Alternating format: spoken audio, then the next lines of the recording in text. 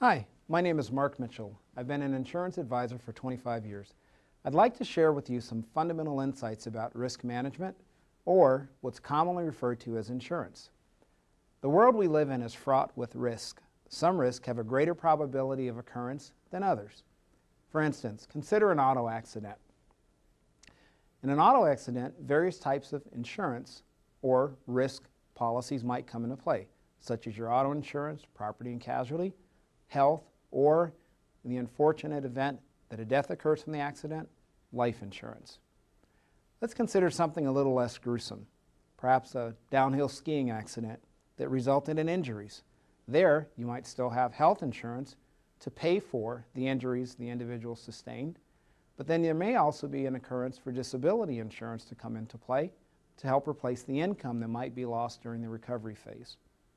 There are many types of insurance arrangements to address these exposures. And if you think about it, on some level, everyone participates in some form of insurance. For example, if you're a beneficiary of Social Security, in effect, that's a government-structured plan to provide for some quality of life in the retirement phase of one's life. There are other financial products, such as life insurance, health insurance, homeowners, auto insurance, and the various types of retirement plans such as IRAs, all of which are designed to provide a degree of protection based on whatever the risk is. Insurance in a broader sense allows the shift of a potential burden to a party other than the beneficiary. This is an important concept because it allows the beneficiary to leverage small amounts of capital, the premium, to guarantee a much larger sum when needed. Insurance is a fundamental element of any sound financial plan. There's a big misconception that wealth, or the accumulation of wealth, eliminates a need for insurance. Nothing could be further from the truth. The fact is, and in my experience as an insurance producer, that insurance arrangements are often used to protect and to create wealth.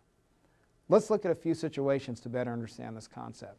For example, a family has just suffered the untimely loss of a loved one, and that loved one happened to be the one who brought the salary in and provided the necessary income to make the payments on the family home.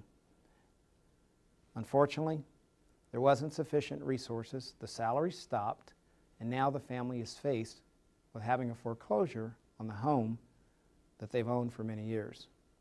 Alternatively, think about a business that was started by an individual, and that individual had key relationships that resulted in sales that allowed the income to come in, the salaries of all the employees to be paid, retirement plans, all of these wonderful things to take place.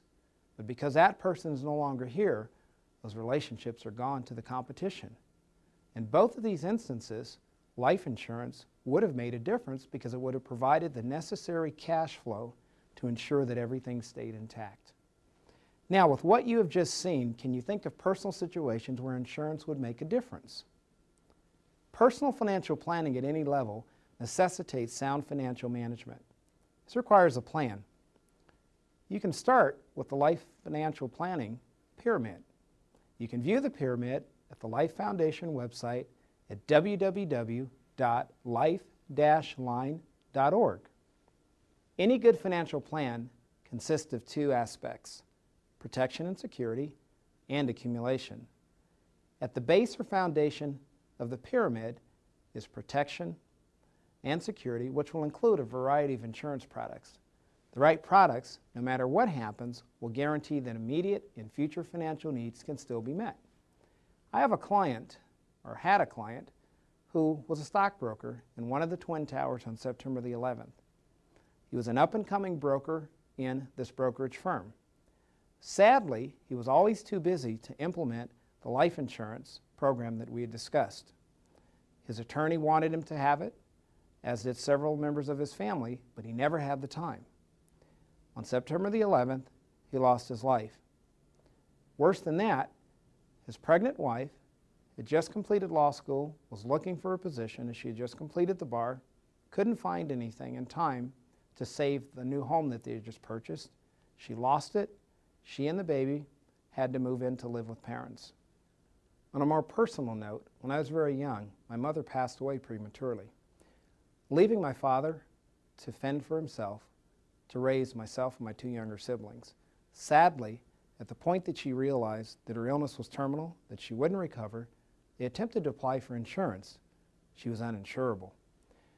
Had insurance been in place, it would have prevented my father from having to take on a second and third job, which gladly he did, but it would have made it a lot easier to raise the family, and we would have been able to see more of him. Had they had insurance, life would have been a lot easier. The risk of dying too soon, living too long, or becoming disabled is a reality that we all face. Failing to plan is planning to fail. Please be prudent and act now.